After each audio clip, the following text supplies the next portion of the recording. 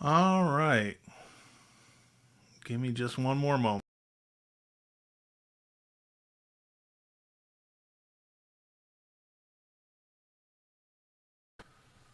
That's better. Okay. Let me switch here. Nobody's watching yet. Okay, so this week we are kind of going back to our roots. We are going to take a look at a Linux distribution, a newly released Linux distribution. This is going to be Deepin 20.6.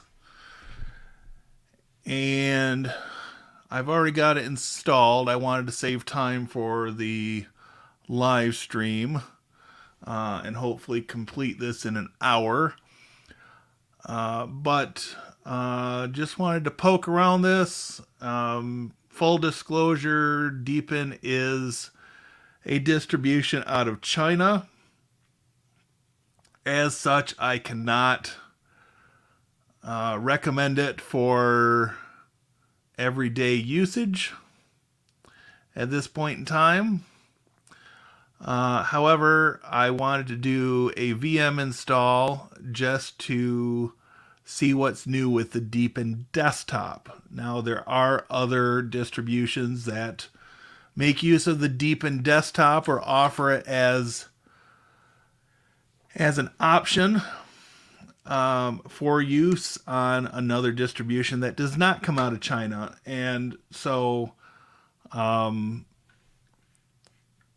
with all that in mind, you usually see it first on the actual deepin distribution. And so we're going to take a look at that. I'll go ahead and add this to to the screen. So this is the default deepin desktop. I've turned off the effects because it warned me about reduced functionality running in a VM. But other than completing the install with my user, I have done really nothing with this up to this point. So let's just start at the beginning. From the bottom left, we've got our launcher or menu. Similar in some ways to what you see with Windows 10 with the control center or settings as a gear right in the side. The control panel here is a bit simplistic looking. At least that's my first impression. I'm absolutely not going to create a deepin ID. If we look at network, you've got your wired network manager. And of course you can drill into this and make other changes as you desire. So display has the normal stuff: color, temperature, display scaling, refresh rate, default applications. It's pretty self-explanatory. Personalization. So let's go ahead and put this in dark mode. I am a fan of dark mode. It's easier on the eyes. And we can set an accent color. Let's do the turquoise type color. And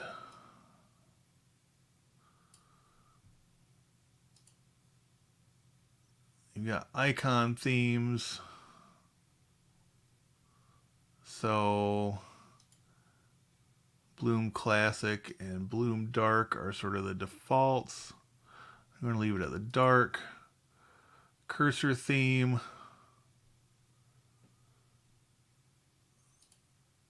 Might as well go for Bloom Dark. You can sort of see the cursor trailing under my Mac cursor, but that's all right. Font size looks like 14 is our default. Network we've already looked at briefly. Notifications. You can turn each of these on and off. Show on the dock. System monitor. Really don't need these playing sounds.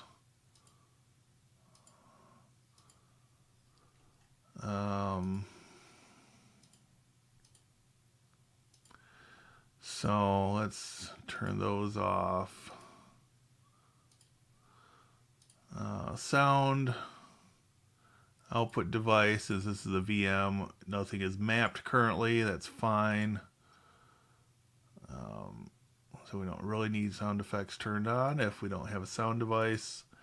Date and time looks correct to me based on my Mac time. Time settings shows your NTP server here, and it does have autosync turned on. Power plans, mouse scrolling speed.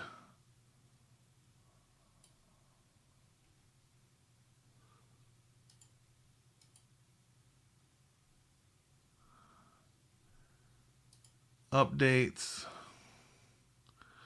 can start the check for updates. System info. And this is again the 20.6 Community Edition. Gave this VM 6 gigs of RAM. That is checking for updates and general settings. You can add startup delays and change the theme or turn that on and off.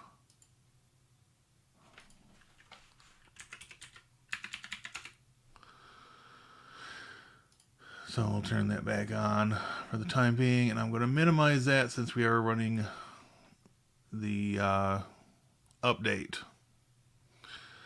Okay, so we've got our show desktop toggle. We've got file manager. It's kind of reminiscent of the Mac's Finder with the eject button there.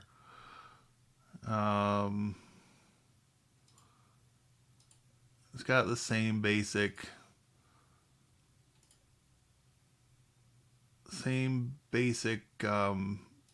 options that you see in any other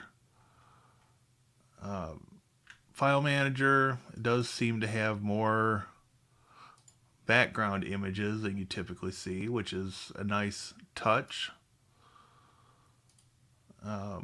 Computer, of course, is going to show you all the disks, and this gets you the root directory structure with lock icons for things that an unprivileged user does not have access to. Good morning, Tony. Welcome. So, I guess that sort of covers our file manager here for deepin. Yeah, it does look very similar to Pop OS. This is the deepin desktop, which I like looking at their desktop and seeing what's new, but since the distribution comes out of China, I typically demo the desktop and then delete the VM when I'm done, because I've got trust issues with countries in that part of the world, I guess you could say, as do a good many people. All right, so if I had my wish, they would make this a little bit more flexible. I see they've got a connect to server similar to Mac OS. I wish they had sort of a column view type of, well, actually maybe they do. They've got a details view. They've got, yeah, I guess details or icon view. I guess I've kind of got used to the column view and Finder on the Mac. So I kind of miss that in a distribution like this, but I guess that's nothing that couldn't be solved by using, by just going straight to like Midnight Commander or Crusader or something like that. All right, as far as the web browser, we have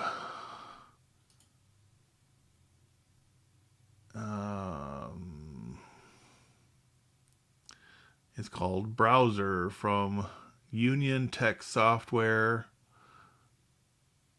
Technology Company Limited, made possible by the Chromium open source project. Okay, so this is a Chromium-based browser.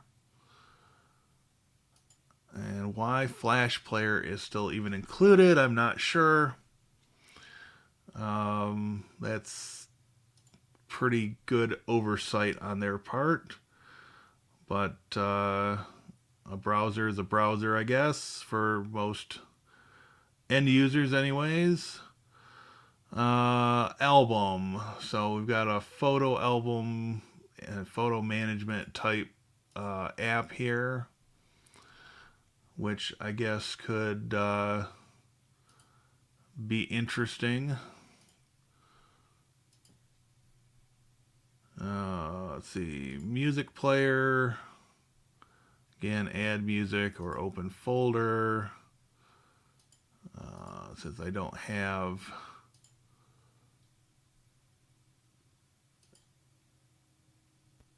anything, I don't think that's gonna,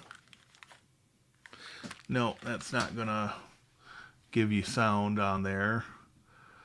But it's a basic little player. I guess not bad. Gives you some sorting options.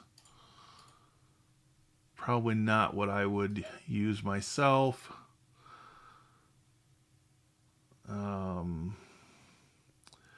Then we've got a calendar, which is standard fare.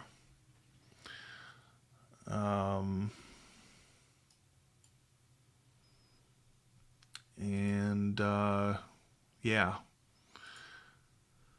Okay, so let's take a look and see what we've got. Updates. There's 17 application updates available. Let's go ahead and install that in the background. All right, so as we look through some of the installed stuff on here, we looked at the browser, file manager. We'll wait till the updates are done to look at the App Store. Got a video player application just called Movie.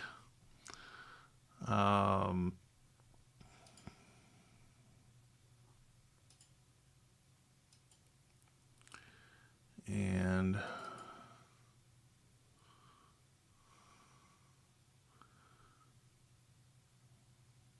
little laggy there.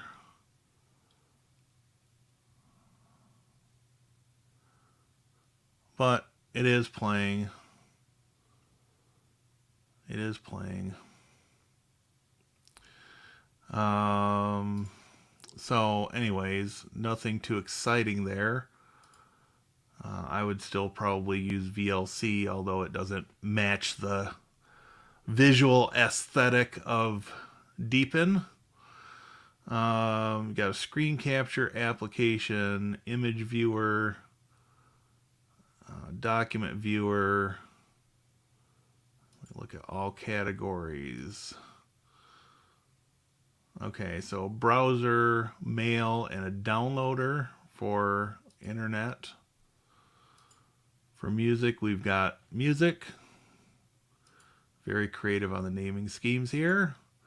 Video, we've got movie, screen capture, voice notes, and camera.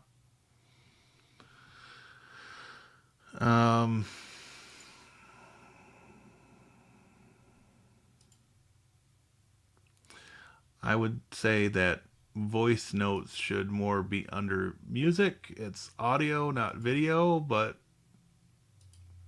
okay.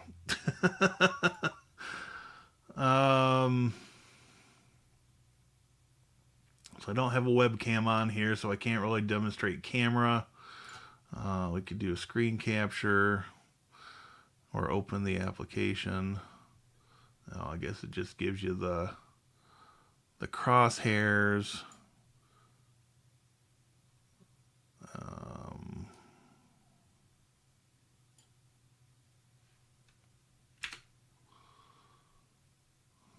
Okay. Interesting, I suppose. Screenshot finished. And if we come back to File Manager, obviously it didn't dump it on the desktop like is a default on Mac OS.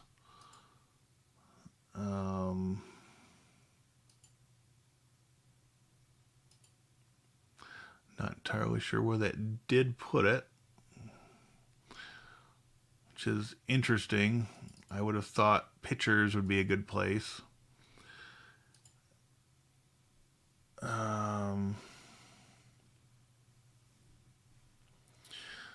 Jangle Stick, welcome. Glad I caught your Sunday schedule again. I'll be listening or watching. All right, thank you.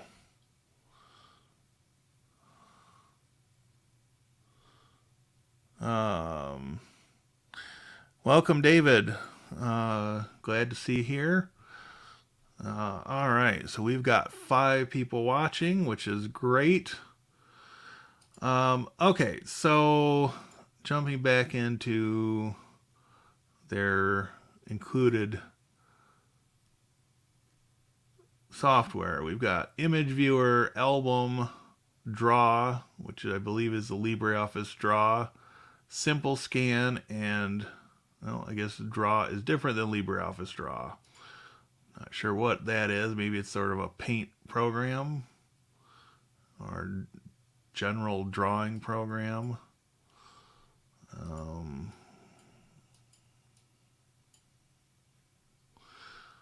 Okay, I guess that could be useful for simple things. Let's see. Graphics had the draw program, Simple Scan, Office.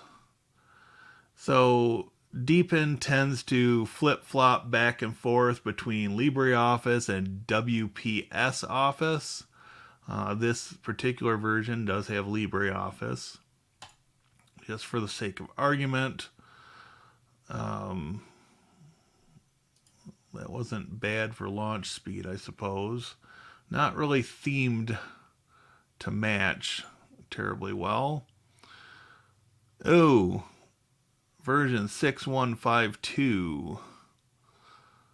That is quite old.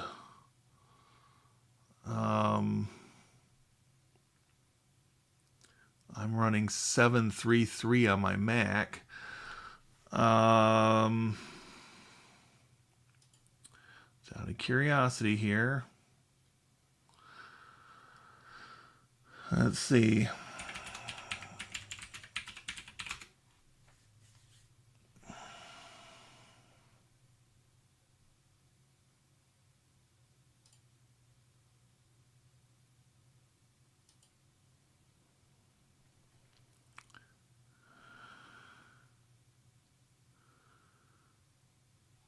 Yeah.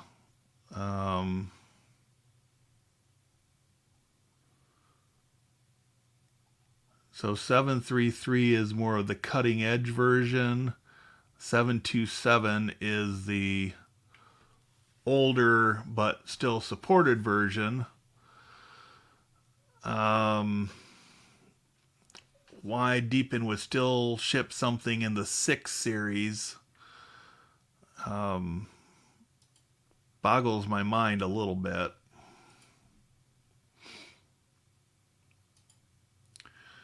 All right, so system, you got your basic system type applications here. Does have a calculator, nothing too fancy there. Does have a scientific and a programmer mode, so that's not bad.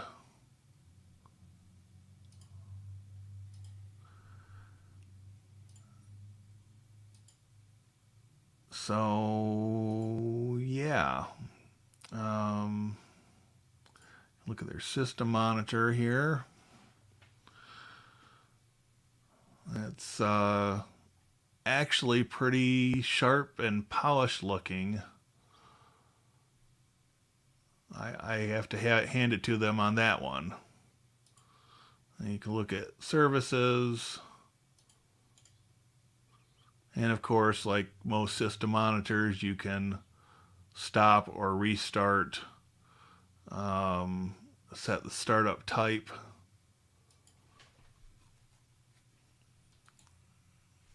But yeah, that's a pretty polished looking system monitor. Um, got applications, user processes, and all. So I have to say I'm rather impressed with that. That's pretty sharp looking.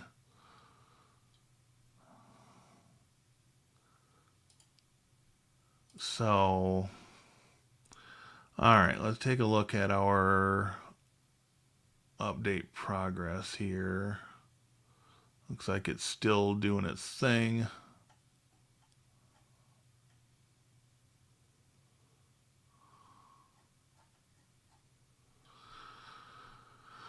All right. So, let's see. System also had, we've got bootmaker.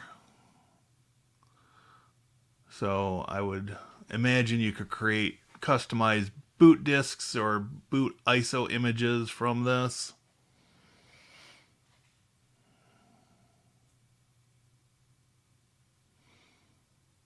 If it loads up. Let's see.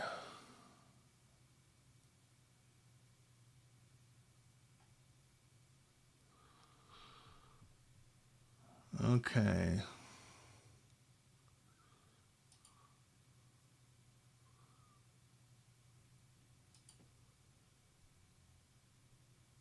So yeah, this looks interesting. I'd have to find some documentation on it. Um, and looks like some of their translations aren't terribly great at this point. So I think I'll leave that application alone.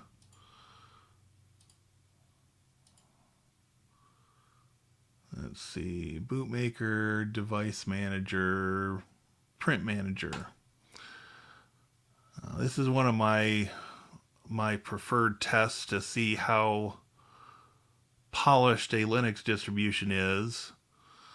On a lot of, especially a lot of Ubuntu-based distributions, they will auto detect my network printer and get it installed for me with nearly zero intervention by myself.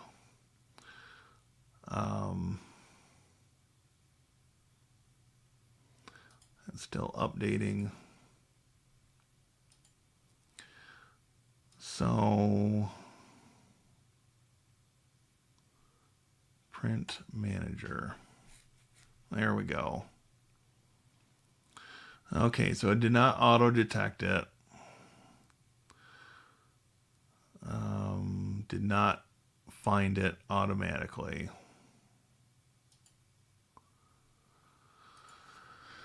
What is this? 7420, I think. Yep.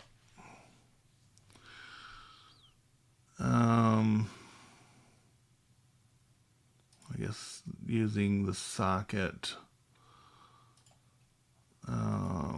Select driver. Vendor. It's going to be brother.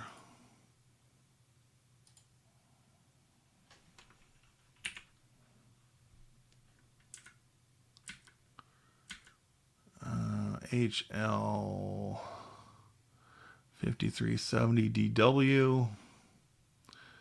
Install driver. Maybe this will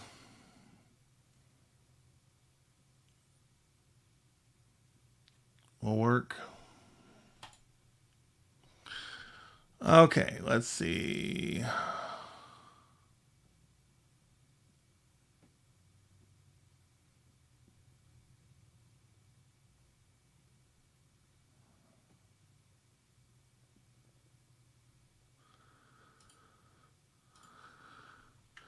Does this have the option for single, double buffering?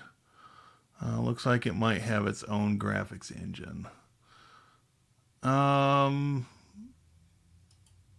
That's a good question. Considering I just installed this before the live stream started, I do not know the answer to that question. I'm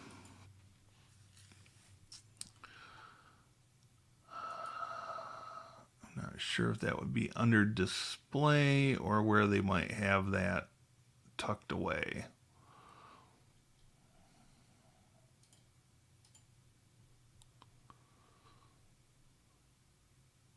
And Jangle Stick, I've got to give you props for your icon. I'm actually wearing a Dark Side of the Moon T-shirt right now. Let's see. System info. Let's see.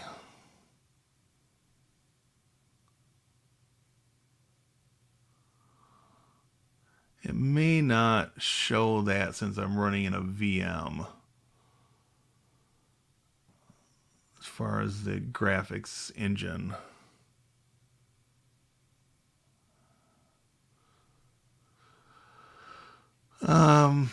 Okay. So hopefully the updates here will finish eventually. Guess we can poke around down here on the bottom right side of the screen. No input window. We've got volume. We've got network. We can shrink that. Onboard. So that's probably the on-screen keyboard. Yep.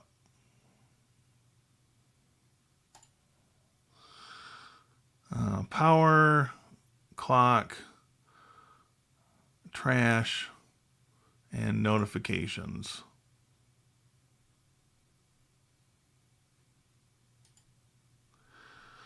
So yeah, so we can look at wallpaper and screensaver here. It's a little on the laggy side in a VM, even with 6 gigs of RAM.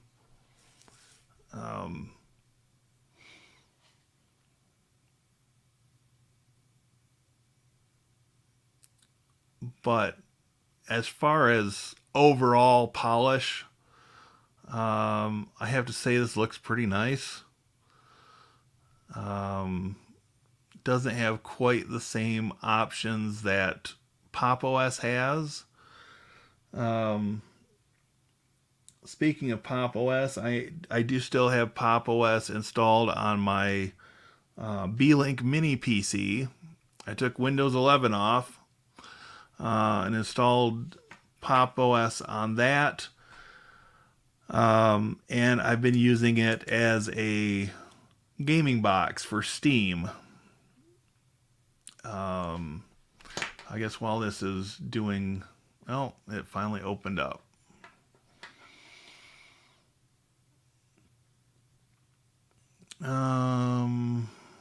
Something opened up. Table.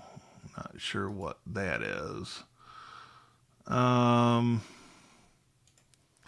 really just wanted to change my wallpaper.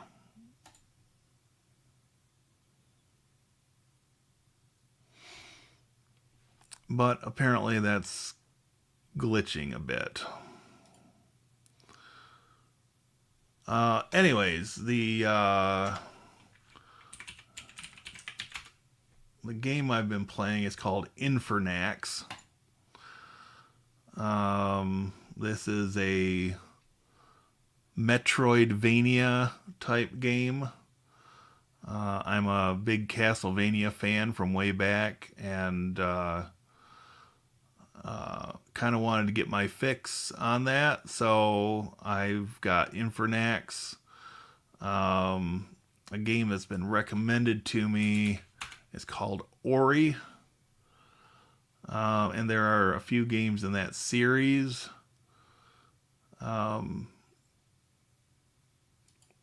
Again, that's pretty nice looking game. Got a little more 3D aspect to it. Sort of a 2D, 3D combination, I suppose. But yeah, I'm getting a little bit back into gaming. I have not done a lot of gaming in a long time. Last weekend I spent a disproportionate number of hours in front of the computer with the game controller in my hand, which I guess isn't a bad thing.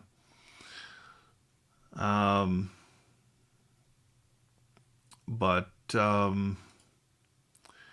yeah, if I can get this to finish installing, then I do want to do a secondary demo today. And as some of you know, and I guess we could use another VM for that, but as some of you know, Clonezilla recently released an update.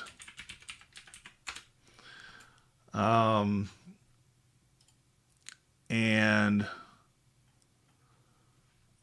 so Clonezilla Live 30026 includes major enhancements and bug fixes. Based on Debian SID repository as of May 22nd of 2022. Linux kernel 5.17.6. Part clone 0.3.20.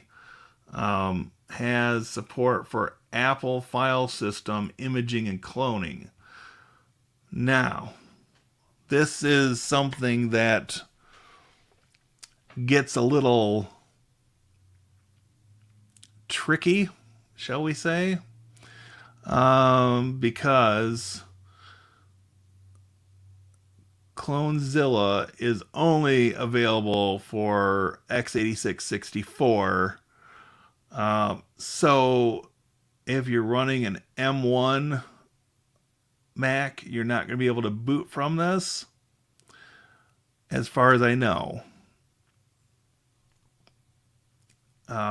That may change in the future, but currently I do not believe you can boot an x86-64 OS on Apple Silicon. And since the SSD is integrated into the SoC, the system on a chip, on Apple Silicon machines, there is no good way to use a utility like Clonezilla on those systems. But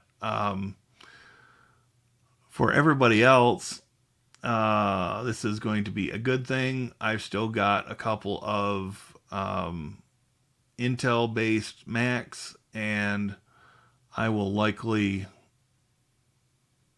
figure out a demo for this on one of those systems.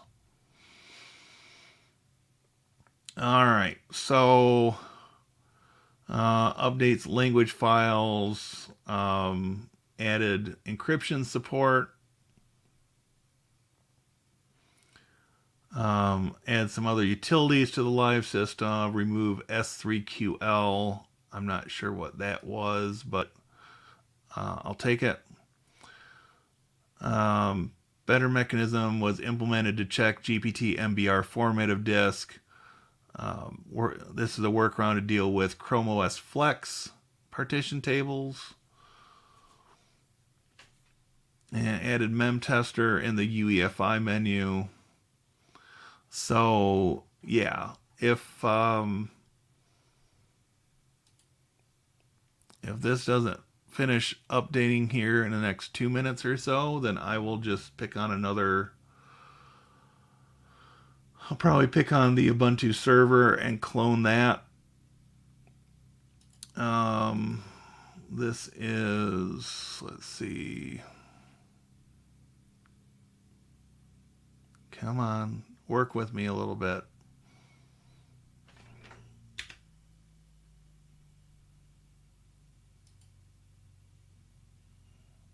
Connection error. Well, that doesn't bode well. 134.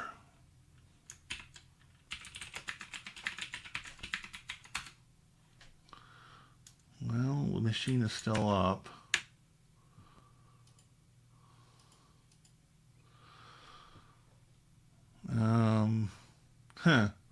Interesting.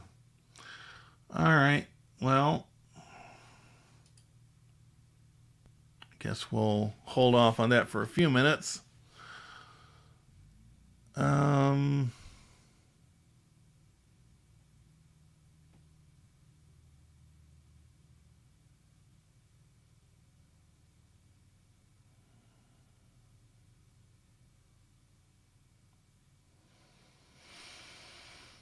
Okay, so Tony asks, the printer driver installed successfully. Does it print?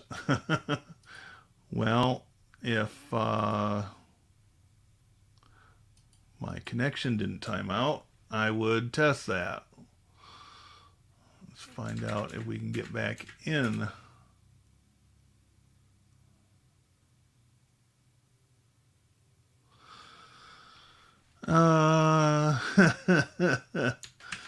Fear not.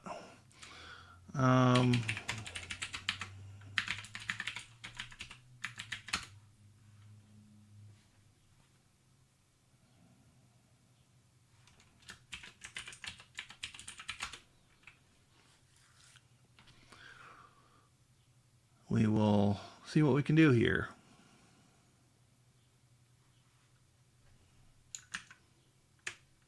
So far, this is not looking good. Okay. Well,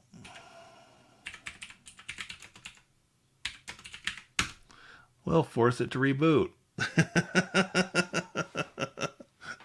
We'll make this work one way or another. At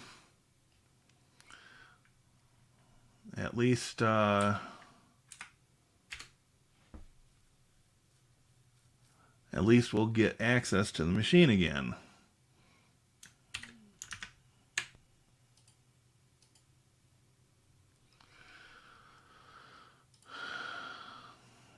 Okay.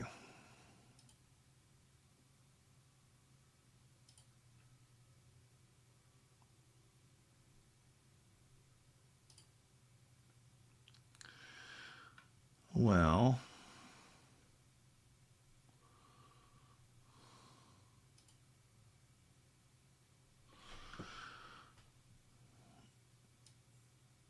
so I guess it doesn't like me too much this morning. Connecting.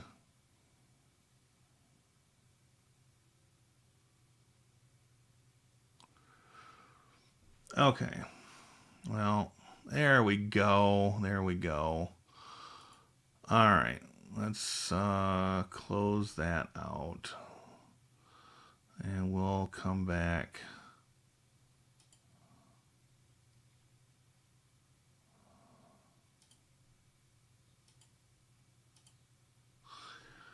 Okay.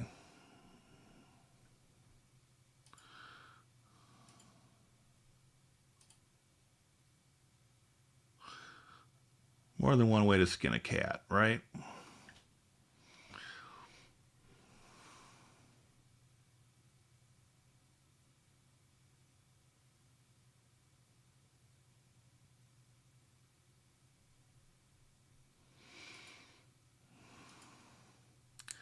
Okay, let's restart deepin and see if it wants to play nice this time.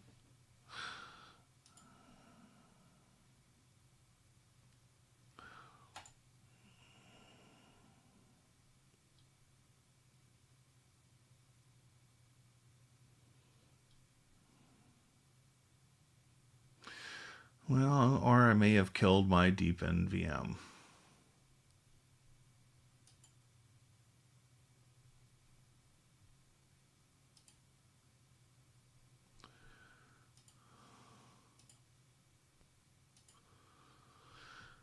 Well, that's not so good. I guess I can't answer your question on that, Tony. Um,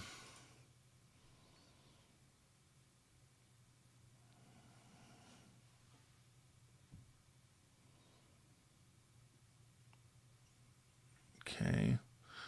Dun, dun, dun, dun, dun.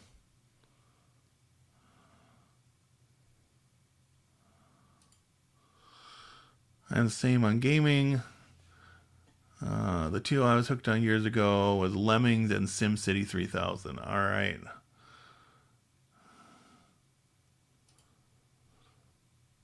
Hope I'm not being political, but it seems as if today most people in the world are lemmings. uh, I'm okay with that statement.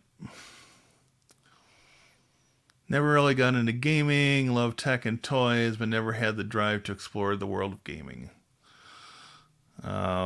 So, I guess fun fact: I've actually got a Pac-Man arcade machine in my living room, and a Super Mario Brothers arcade machine, and a cocktail table of Missile Command. Um, I'm really just storing them for a buddy of mine, but they are in fact in my living room. I guess I like to play an old school top down arcade game on a giant screen. I try to redirect the interest. I was literally addicted to SimCity, the original 2000, 3000. Those were solitary games, no online. Yep. My original computer game addiction, which I typed in with BASIC, was Star Trek. All text on my 8080 home built PC.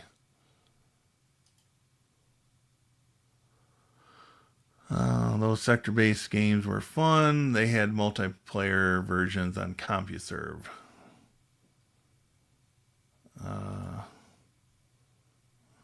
I think that's a blast from the past. I never actually used CompuServe. Um, I knew a couple people that had it, but I never had access, in large part because it was a long distance phone number when it was available in my area. Arcade games, yes. Computer or console games, not so much. Yeah. Um, so, speaking of that, Tony, are you at all aware of the Mister Project? Um, um,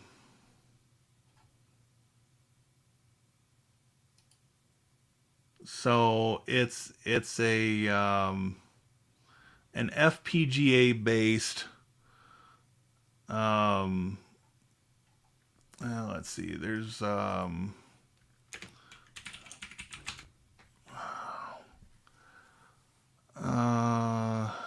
it's an FPGA based emulation um, system. But it lets you do arcade games and early console games up through, I believe, PlayStation 2 ish. Um, my interest is in something that is um, easy to set up and um, maintain. And this is relatively easy to set up, uh, easier to maintain than an arcade machine. And they're supposed to have some add-ons for it that you can actually have a full-size arcade machine and put one of these in it, and then have all the machines you want. Um, Unfortunately, it's kind of hard to get a hold of these days because of the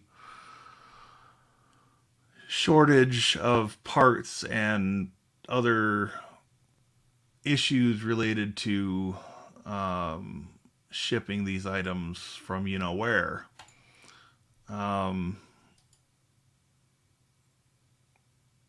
Okay, now it's going to start. So we'll see if this will cooperate. But yeah, so the Mr. Multi-System console, this center section here is the panel is removable, so you can add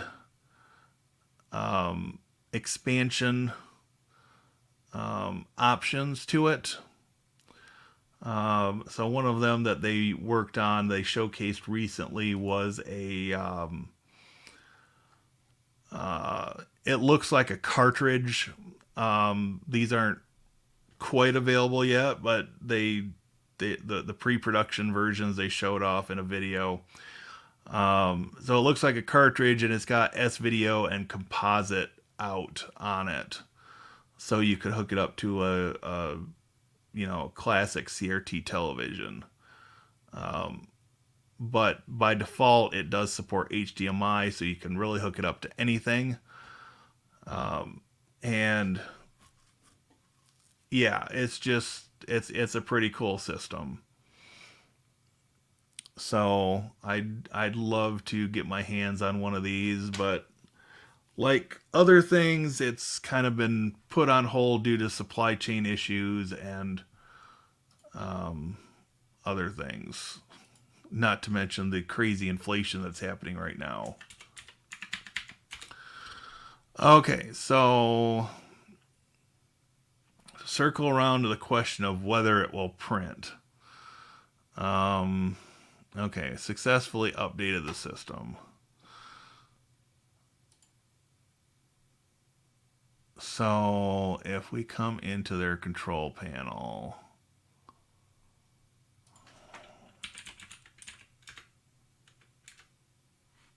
well, that didn't help.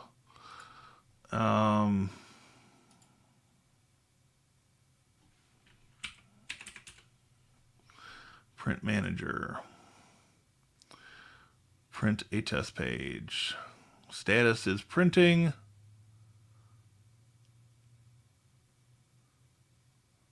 And I can hear the printer going in the other room. Probably not picking up on the stream, but give me one moment and I'll be back with proof.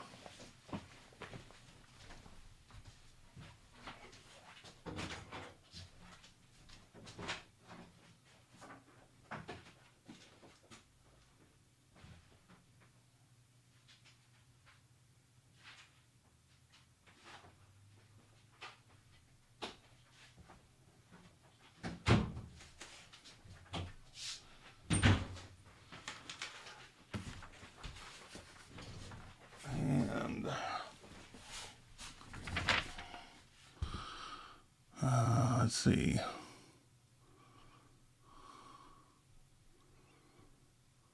Guess we do that.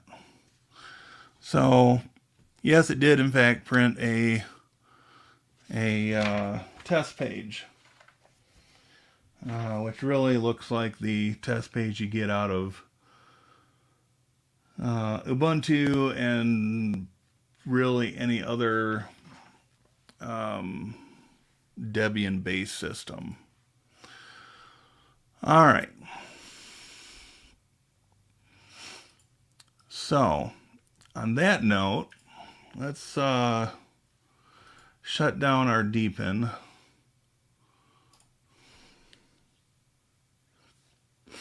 And see what we can do with Clonezilla.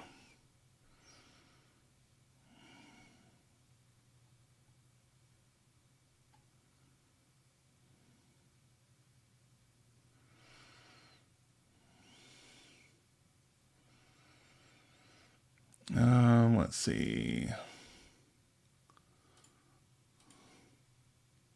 Wasn't aware. Thanks for sharing. Have a buddy that's totally into building his own arcade games. Will definitely pass along. Awesome. He's probably aware of the Mr. Project. Yeah. So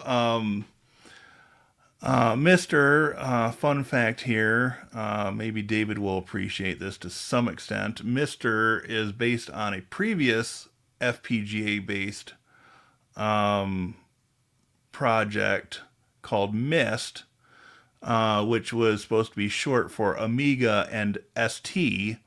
Since the Amiga and Atari ST were both based on the same 68K processor, when it came time to re-implement an FPGA, they apparently the developers behind that worked together on that. So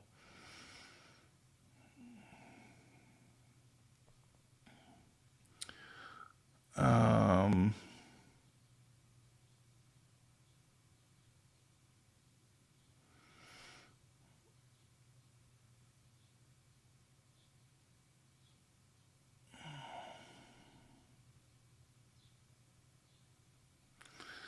all right, Tony, thank you for the super chat. You didn't have to do that, but I think part of the problems I created myself here. But I should know by now not to try to update things during a live stream. But old habits die hard, I guess. So thank you again for the live stream. I very much appreciate that. It's always nice to know when you can make a system print on the first trip through it. Love the 68K CPUs. Yep. I never got into assembly programming, but I heard from several people on multiple occasions that the assembly language for the 68K was more straightforward than x86. So,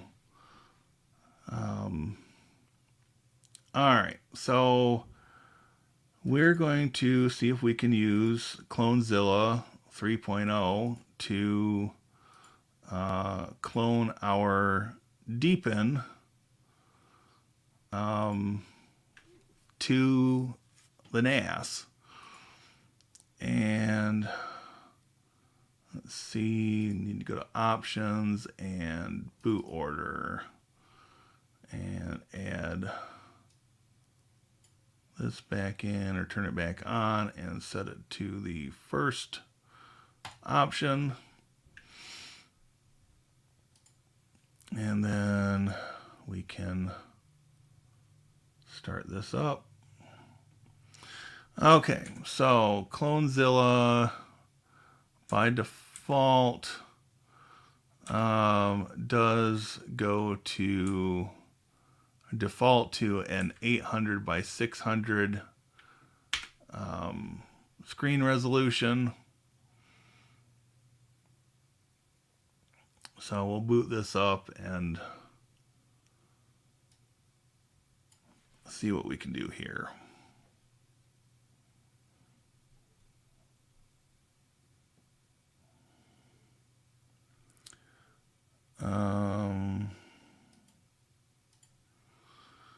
The 68030, I managed to keep a couple and a Voyager and TI-93 calculators.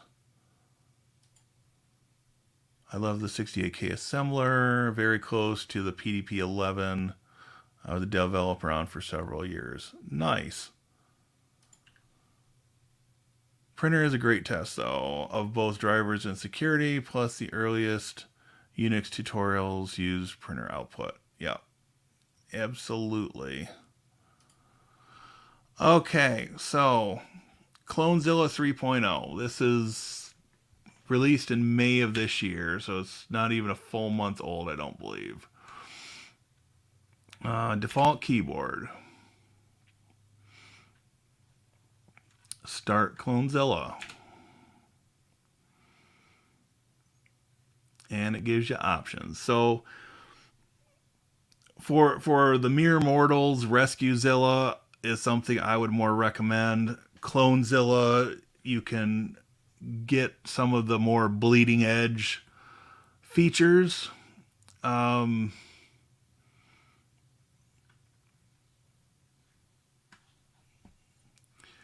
Okay, so device image. Work with disks or partitions using images, device to device. Enter destination mode of remote device cloning. Okay, so I have not used Clonezilla in a little while. Hint, from now on, if multiple choices are available, you have to press the space key to mark your selection with an asterisk.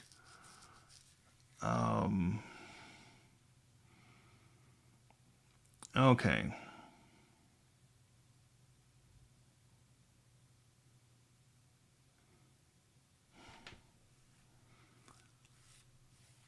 I think we're going to try this remote destination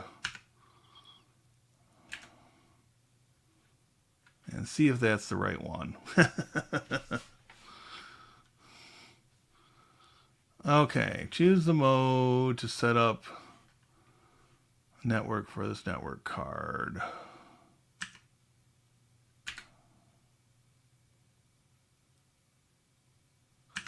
And device cloning server. Well, that's not what we want to do.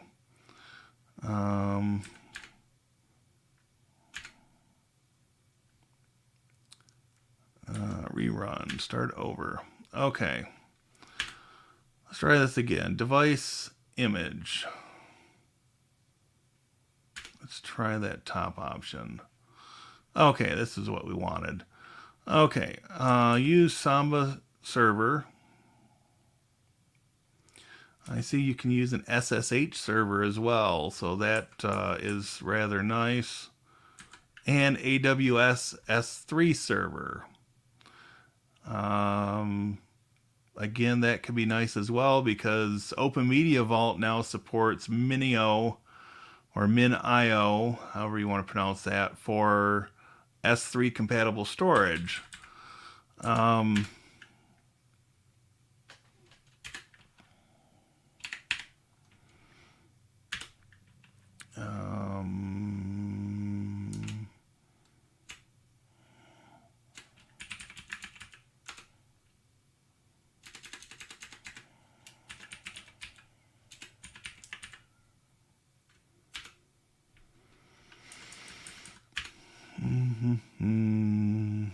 Auto use system default.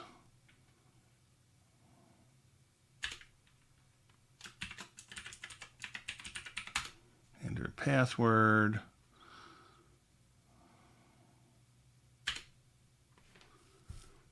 Okay, and so it gives you beginner or expert modes. We're just going to do the beginner mode, and we're going to do save disk. And call this deepin 220605. And it's going to go ahead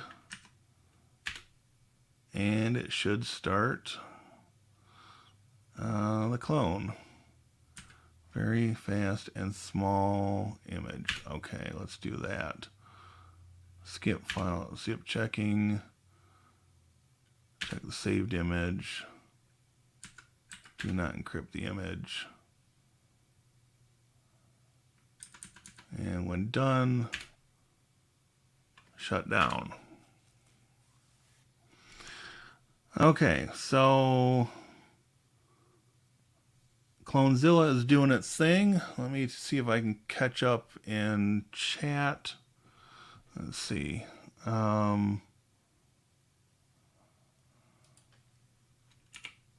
Yes.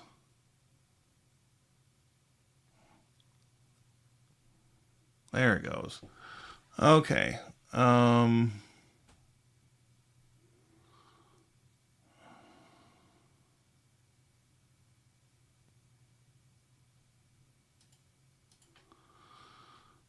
Never went into that layer of PDP-11. I was just happy to get away from VMS or TOPS 10. All right. Now I have to move up on my video list my breaking out of the Atari 1040 ST that I have in the box in the garage. Well, you know, I didn't find a full Amiga over here in my apartment, but I do have an Amiga 500 motherboard that I located.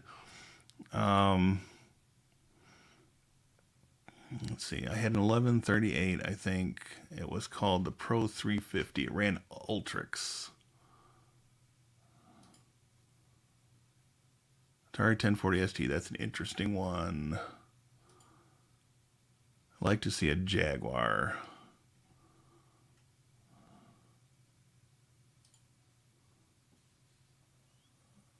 Venix, or Venix. Got through my Master of Science degree program with the Atari ST, Assembler, Pascal, and C programming projects.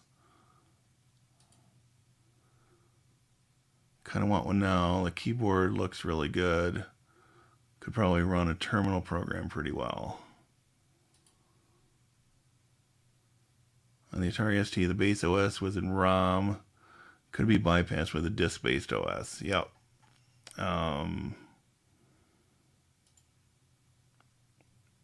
So,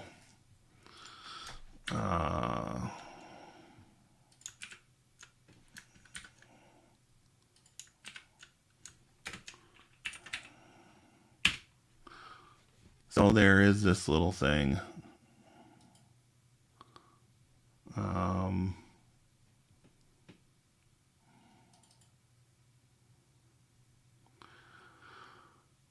Fun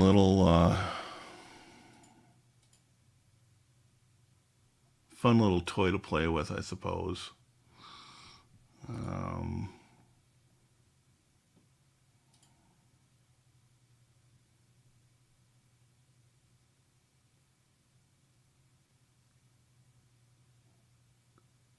Yep.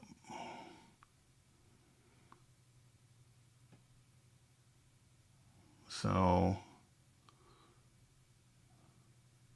fun stuff.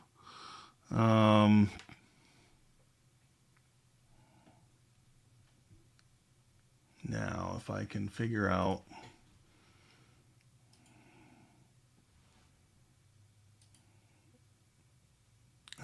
I think that's just an ST-ROM. I don't think I've got the Falcon and TT ROMs available currently to run this in a better resolution. But maybe we can do this.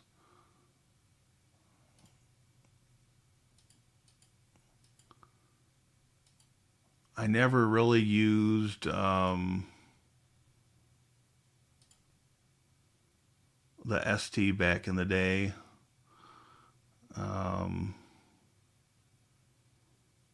See if this restarts or not. But I do dabble with emulation of various things. I don't think that's going to boot.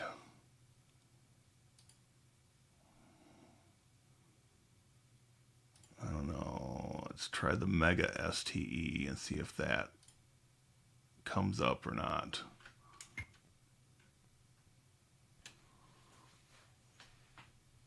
Fun little experiment here.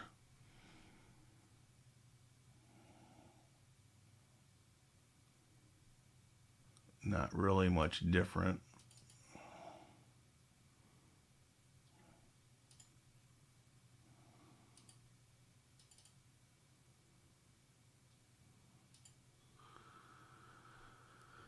Yeah, so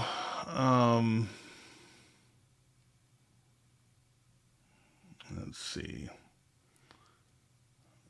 Insert disk A. I think all I ever got downloaded for that was this Arkanoid.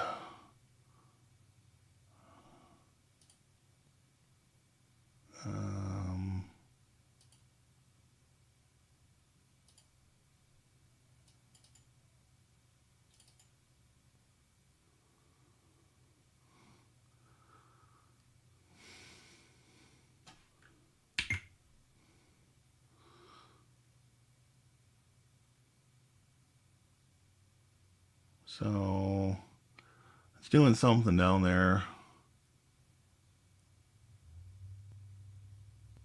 Anyways, not sure if that'll finish loading up or not, but Clonezilla is still doing its thing. Well, it's doing something.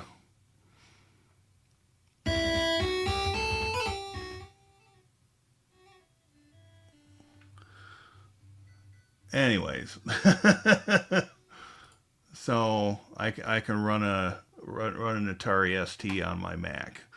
I guess that's useless tricks that I can do, but okay, successfully cloned.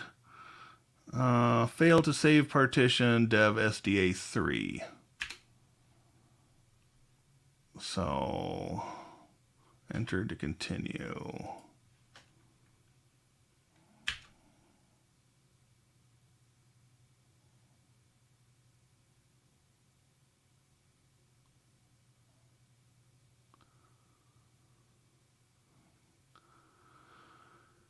And let's see, this is probably, wonder what it errored on.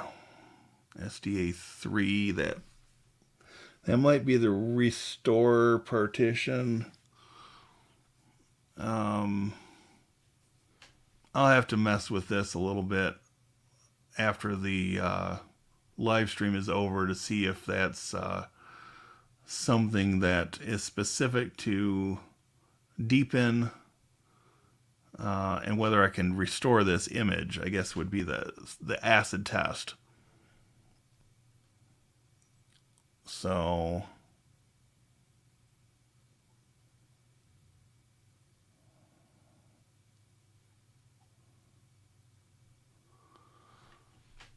oh, the Vax, that's a blast from the past. So the first year I was at the community college, I actually my very first class, the fall after I graduated high school, I had a class that I think it was like an intro to computer science type class, but a lot of our labs were done on the VAX. And I was one of the last couple of starting years at the community college that I went to that was actually able to use the VAX, because I think by 94 they were taking it out. Might have been 95. But I remember the good old SneakerNet days where I would download something with actually on a PC running a terminal emulator connected to the VAX, download Amiga software, save it on floppy disks, and then take it home and put it on my Amiga. So those were in the days when I didn't have internet access at home. Thankfully, I've had constant internet access since 1996. I had sporadic internet access for about 2 years before that. A buddy of mine actually shared his credentials with me to the local university, and so I was able to dial into that using it was called Mishnet at the time, and they were one of the few statewide initiatives that had local access numbers where I was at. Which was nice, because AOL and CompuServe and the other services that were available at the time did not have call-in numbers that were not long distance. So I'm really interested. The Rescuezilla developer has been promising a version 2.4 for quite a while and has not actually released an update since the 2nd of January of this year, which makes me wonder just a little bit. Although, surprisingly, he's pretty active in the discussion forum over on SourceForge.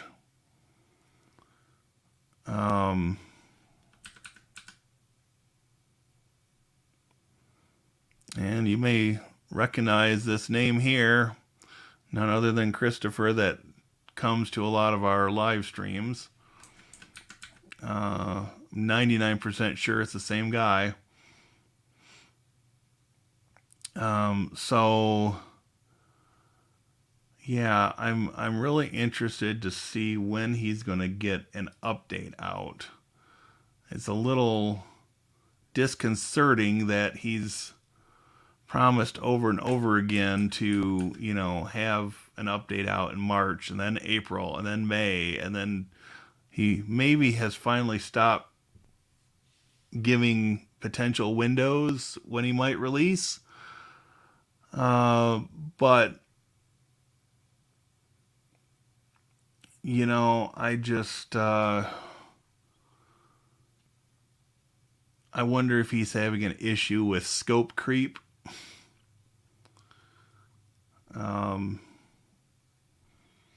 But it seems like it would be a good time to, now that Clonezilla has had a new release, to do an update of Rescuezilla to bring it in line with the features that the new version of Clonezilla has. But I still like the software. I was just really hoping that he would have some additional news by now.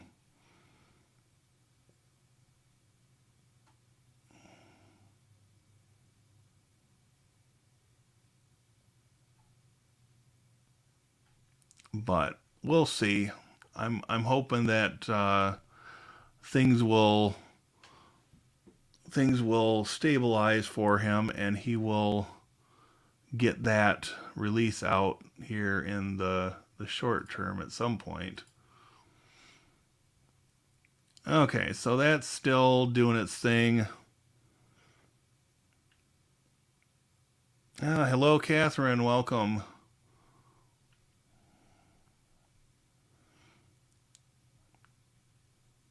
So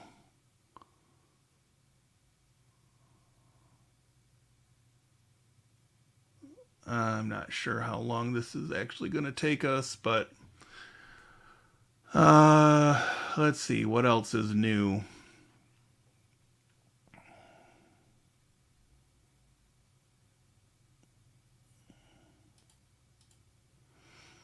Not yet, Catherine. I've been inundated with other projects that have been taking up my evenings lately. I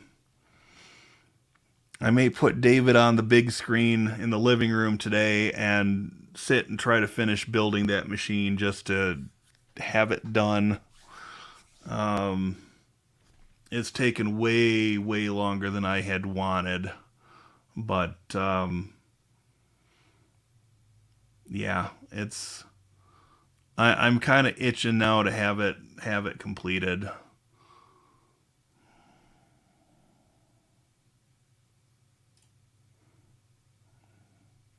So okay, so in case everybody's not watching the chat, David will be live at 3 p.m. Eastern today over on the PE for Doers channel. So if you're able, please check that out, or put it in your watch later at the very least. I always seem to learn something from his live streams.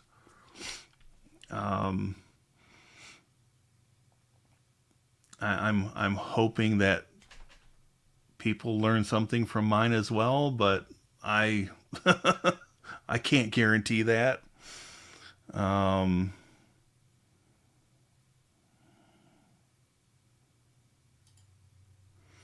I have 4 PC projects lingering along as well for quite a while. Well, that makes me feel a little better. my my problem is that on top of my day job, I've started a side gig, and then my side business that I've been running.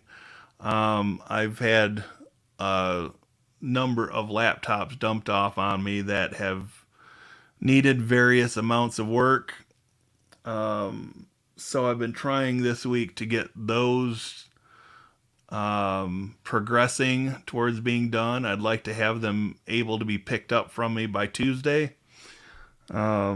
I don't feel like they're going to be ready for tomorrow, but Tuesday I think is doable. So yeah, hobby electronics that I last used when studying for my PE license.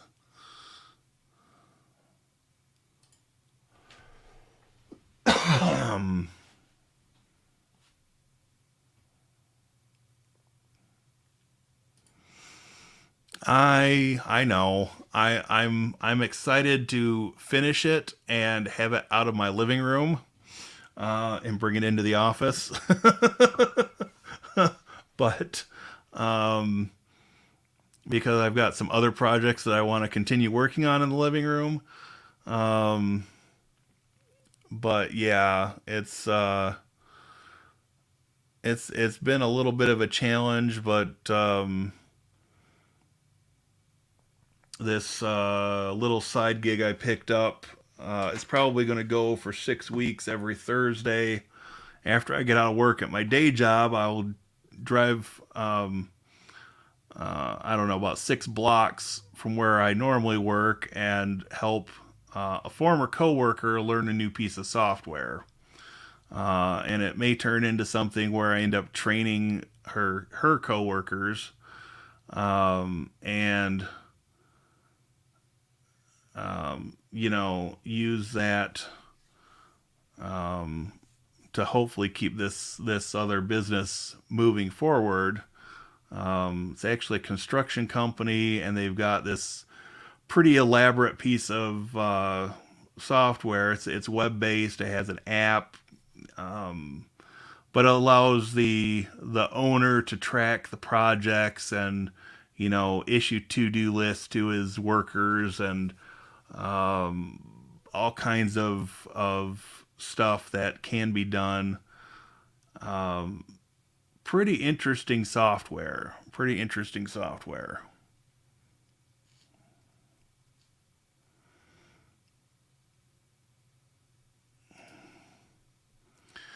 I do appreciate just watching you manage the VMs and deal with the reality of actual problems they have. Yeah. Thank you for saying that, Jingle Stick.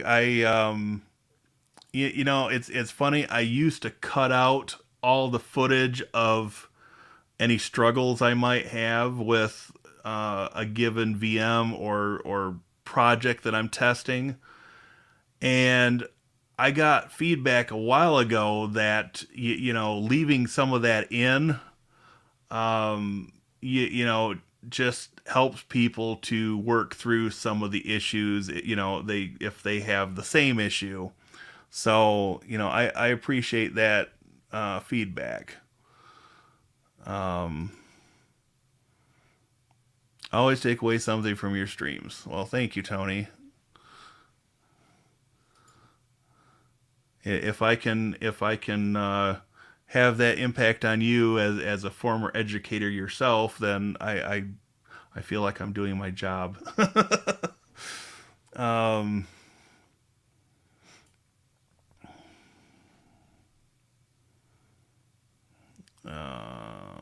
a $3,300 build.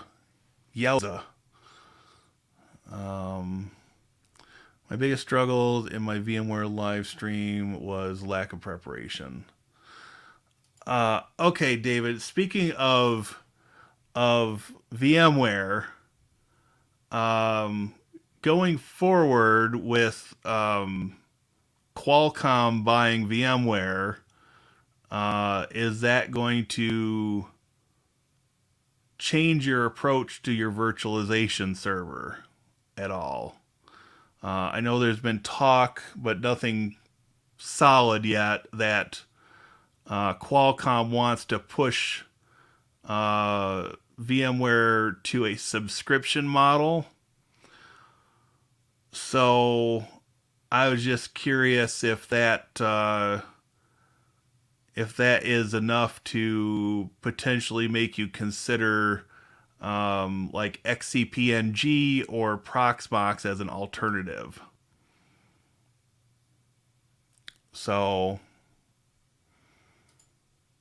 not sure yet. That's fair. That's fair. I was just curious whether it was something you had put any thought into at this stage of the game. I know it's going to be a while before that transition is final and before Qualcomm, is fully integrated in the management of VMware. So I'm not I'm not sure it will change things, for another year or at least 6 months, anyways. But um, I'm right with you there. I'm not looking to add subscriptions to really anything at this point in time. Um, People can call me an old fuddy duddy for sticking to, liking to be able to um, reinstall at will and, have a little more freedom to do what I want with software. Um, but yeah, I'm really not looking to subscribe to anything. Um, I mean, I am considering. I will say I am considering, once the i9 system is done. I am considering a support contract for Proxmox, just because um, I can go with this community um, level subscription, get access to the enterprise repository. Um, I don't need, an SLA. I don't need, access to support tickets. Um, I've been supporting myself with Proxmox for 5 years and never had really an issue with it. Um, but yeah.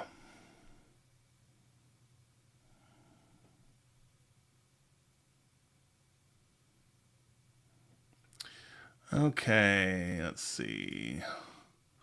All software providers want to go to subscription as a business model, whether they now admit it or not. Well, everything that's not open source, anyways. That's one reason that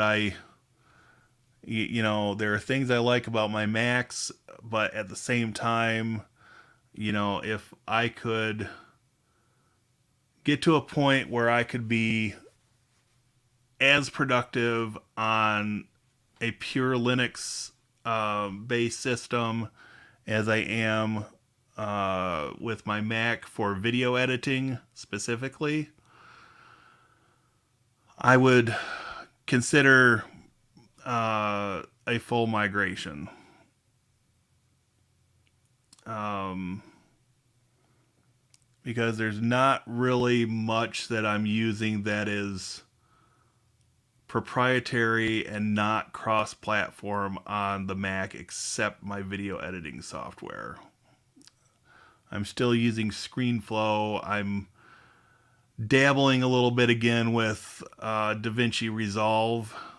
Um, but that definitely has a learning curve to it. We'll see what happens with that. I like a receipt and a checksum. Yep. I will stay with a free version if they push it, like I did with my video editing software. Yep.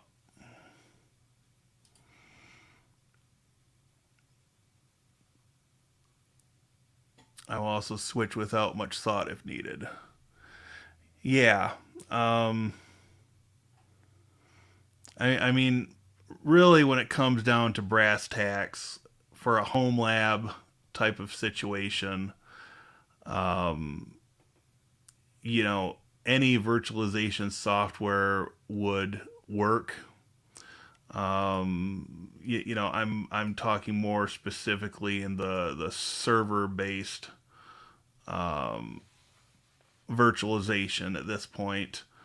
Um, VirtualBox still has its place. I've been focusing less on it since I've had the M1 Mini. But I mean, I do have UTM here on the Mac, which actually also uses QEMU and KVM, which is what Proxmox uses. This is a pretty nice replacement, a free replacement for VirtualBox, which Oracle has said they will not port it to Apple Silicon. So, yeah, I mean, I dabble with things here, but most of my virtualization these days is happening with Proxmox, which is nice because I can access it anywhere on my home network. And if I were to use something like,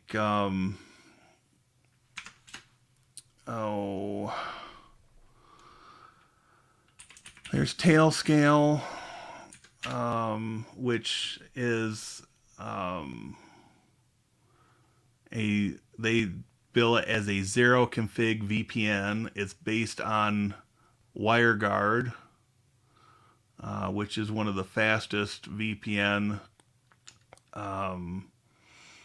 softwares out there. And there's also Zero Tier 1, which they call global networking. Again, it's the same type of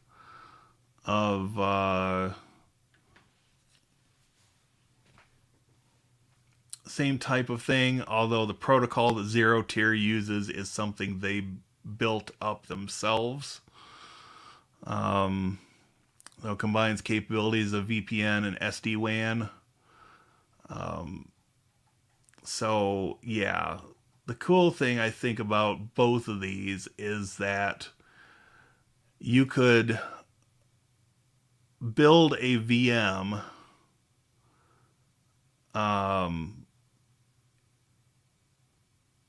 with NAT set up for networking, so it's not directly on your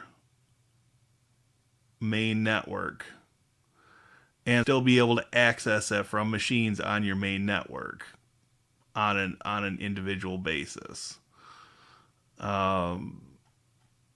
which has some advantages. You can also make it available outside of your network without doing port forwarding and or proxies and things of that nature.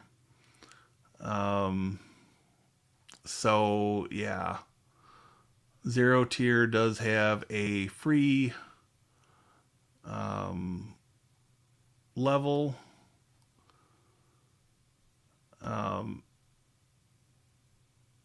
It's also available as a self-hosted type of thing, which I find interesting.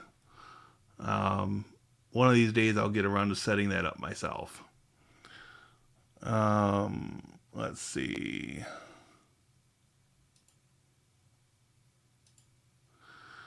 When I took my MBA between 13 and 15, the software subscriptions was a case study. Yep.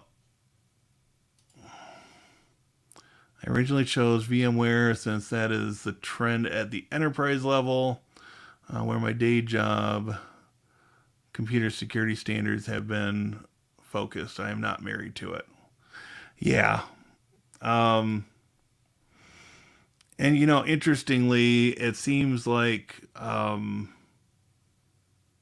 the selection of a virtualization server is somewhat of a regional choice.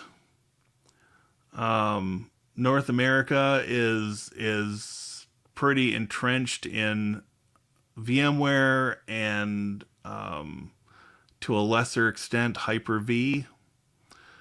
From what I've read from various case studies and things of that nature, you actually can find Proxmox deployed in Europe in different places. I think there are municipalities out there in different areas of the world that are not wanting to be dependent on a U.S. entity such as Microsoft for everything. And VMware being, again, based here in the U.S., at least initially it was. Let's see. Make it available live outside of port forwarding IP mask using the service. That's interesting. Yes. Yes, I've played with that scenario a few times. I don't think I've done a video on it. But I purposely wanted to see if I could set up a VM either on a what did VirtualBox call it? A private network. I think NAT was an option. But basically selecting various networking options within VirtualBox. And seeing if I could get this to work. So yeah, the options in VirtualBox are not attached, NAT network, bridged, internal, host-only adapter, and generic driver. So I think I've tested it with internal network and with NAT. But I should add this to my list of topics to cover, and not only cover VirtualBox but also Proxmox, because there are options. Let's pick on one of these. That's a container. Let's do this one. There are options in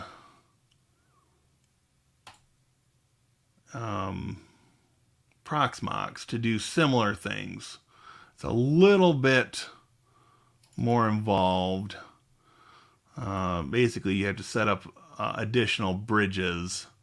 So by default, it's bridged to your physical network. But you've also got VLAN options and different things of that nature too. So something that'll be interesting to play with going forward and potentially build a video off from the testing. So, all right, it's 1:07. We started at 11:30, so we've gone our 90 minutes. So I think we'll start wrapping this down, winding it down. Let me catch up with chat, and then we'll call today. Let's see. The Energy Critical Infrastructure Protection Standards is leaning toward pre-approving VMware Enterprise for all SCADA control and monitoring functions. Interesting.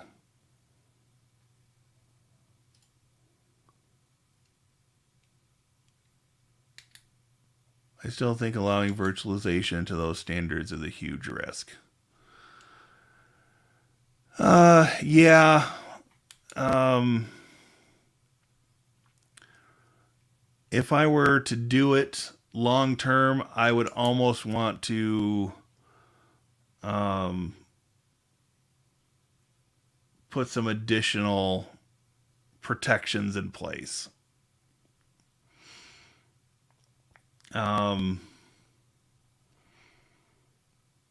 You can run pfSense in Proxmox. So adding a firewall there and setting up some good firewall rules would make me slightly less concerned. At the same time, I'm also not running anything that is mission critical or anything that has private data exposed in that way. So definitely, if I were doing it in a production environment, I would be going through the various risk assessment procedures and attacking it accordingly.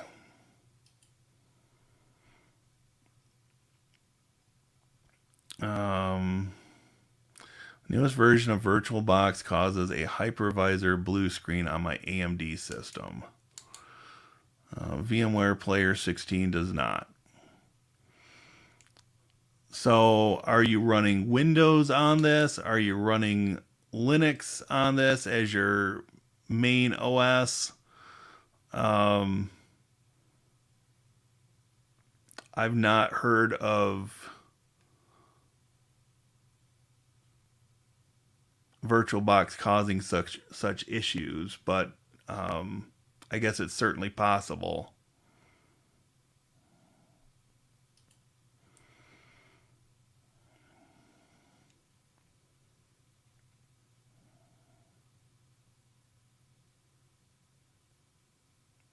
I meant to never mention the garbage I deal with at work. Oh, yeah. SCADA decisions are pretty important. Yes. Yep. When I say risk, I mean a mixed trust implementation where ops tech and general IT systems can use the same VM servers. Yeah, that's. If I were running SCADA in VMs, then I would definitely want and not to have general use of that server for other things. That would be. Ugh. I think that's asking for problems. If the entire VM server is within a highly protected network, then there is no additional risk. That's basically the definition of unnecessary risk, increasing both the likelihood of an error and the severity of the consequences. Yep. Okay, Windows 11 as the host. Now, when I had Windows 11 installed on the B-Link, I did not have issues with VirtualBox crashing. Yeah, the best I can tell you there would be to check out the VirtualBox forums. They are actually kind of helpful. I have used them before to work through some problems. So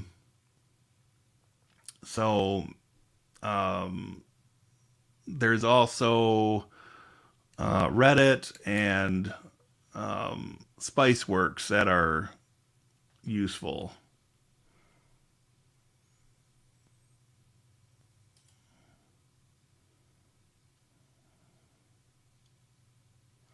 Yeah, errors are not as much a problem as cross-application security. Yep. So, all right, I think that catches us up with chat. We've lost a couple people, but I'm going to wrap this down since my voice is now starting to get a little on the hoarse side. So, thank you all for coming out. I appreciate all of you doing that, and on a regular basis, no less. So, thank you again. If you haven't liked the video already, please consider doing so.